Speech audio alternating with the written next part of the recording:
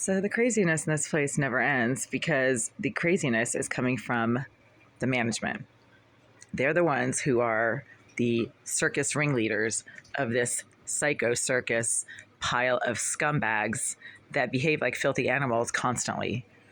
They are pro criminals. I mean, the people that they rent to are mentally disturbed career thugs, sex offenders, psychopaths, and compulsive masturbators like the psycho creep Jason DaCosta in 88, who still seems to be in that unit. I mean, he keeps making the same kinds of noises directly against that wall now as he did when he was living there last week. And because he apparently moved out just a few days ago, he probably still has a key to his old unit because he's a mentally disturbed, wanking piece of rejected filth, compulsive masturbating, child molesting piece of shit. He's making like grunting and loud masturbatory noises against that wall now. It happened at 5:30 this morning when I came out of my bathroom after using the toilet. It always happens when I use the toilet in my bathroom. There's something around that toilet that alerts Mr. DaCosta and the other psycho piece of shit, Irizarry, the perving, creeping, psycho trash psychopath who Greenville keeps claiming is their surveillance expert. She also tends to get really violent and agitated when I try to use a toilet in my bathroom, and there's no reason why anyone should have any knowledge of what I do in the privacy of my bathroom. But they do, because apparently the Greenville group have been given the green light to use surveillance devices in this unit, and they're not even afraid to admit it. They must have lied through their teeth to law enforcement to get law enforcement to be okay with the use of surveillance devices in this unit, because I'm a private citizen. I'm not a activist of any kind. I don't belong to any groups. I don't go to like rallies or meetings. I don't set police stations on fire, unlike the BLM psycho trash in this building. It's mostly just BLM psycho trash. BLM are nothing but a joke, and they've been defunded and deplatformed by Amazon and a number of other donation services because they're nothing but a bunch of perving, creeping, wanking psycho scum. And I invite you to watch the fantastic documentary that Candace Owens made on BLM about a year ago. She's Black, but she knows that BLM has nothing to do with elevating Black people.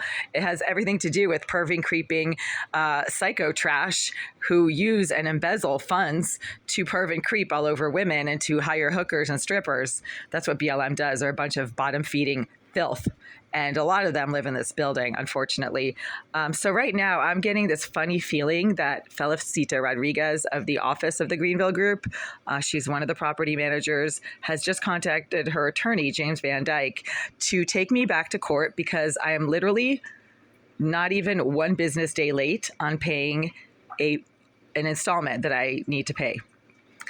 The installment was due Saturday, the 15th of February.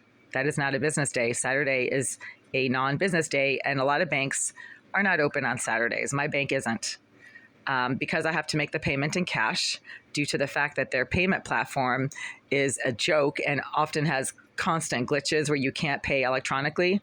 It literally prevents the user from paying electronically because it's a malfunctioning electronic platform, and I've sent them half a dozen emails about that. I have to pay in cash. I have to go to my bank. I have to go to my bank during normal business hours. Saturday is not normal business hours for most banks. And yesterday was a federal holiday, so the banks were closed yesterday as well.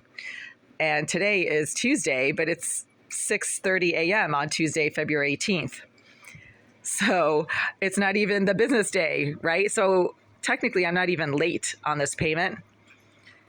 But Felicita Rodriguez, I'm just getting this. Like, I'm literally picking it up from the airwaves. I have a brain that, is extremely astute in its observations and sense of what's going on, not just on a clinical level in terms of psychology. I am definitely a highly trained postmaster's level clinical psychologist with a PhD level education, 5.5 years of full-time PhD studies in clinical developmental psychology, and a published thesis for that PhD program that was selected for presentation and publication at the National Convention for the American Psychological Association.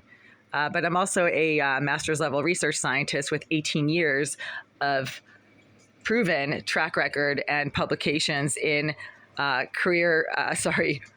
cancer research and a career track, a proven career track in scientific research and multiple studies co-authored under my name. So my brain is scientifically astute, but it's also intuitively astute. And I know that Felicita Rodriguez just contacted her attorney early this morning, or maybe even on Saturday, when the payment didn't come in on Saturday, which is not a business day, to take me back to court, basically. Well, that's a joke. They're going to get their money today, but they just wasted a whole lot of money on attorney's fees. And it's going to be a bit of a, once again, like a waste of time for them in court, because when a tenant makes a payment, even if it's like a day or two late, and the payment is in full and whatever, in the full amount that it needs to be, they really don't have a leg to stand on, right?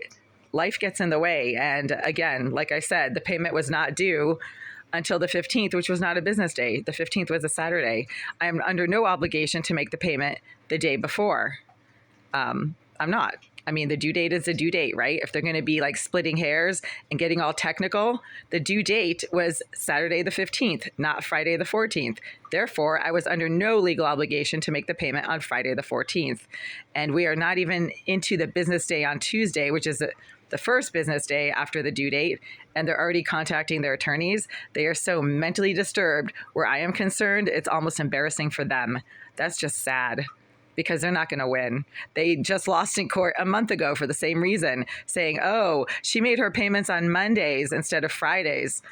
Well, that's the next business day. And when you prevented me from using your electronic platform, telling me I had to make the payments in cash only, and the banks are not open on Saturdays or Sundays, and they're not open after 5 p.m. or before 9 a.m., Monday through Friday, and neither is your office, then you know what? You should go take a hike, because you're a bunch of retards. So again, they're just going to waste a lot of time, a lot of attorney's fees, a lot of court fees, and the payment's going to be made. The joke is on them, as always. The joke is on them, as always.